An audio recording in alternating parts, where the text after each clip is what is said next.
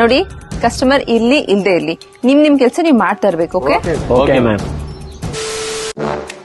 ನಮಸ್ಕಾರ ದೇವರು.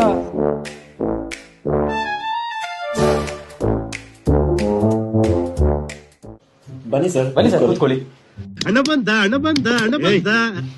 ನಮಸ್ತೆ ಸರ್. ಹೇಗಿತ್ತು ಟ್ರಾವೆಲ್ ಎಲ್ಲ? ಹೇಗಿತ್ತು?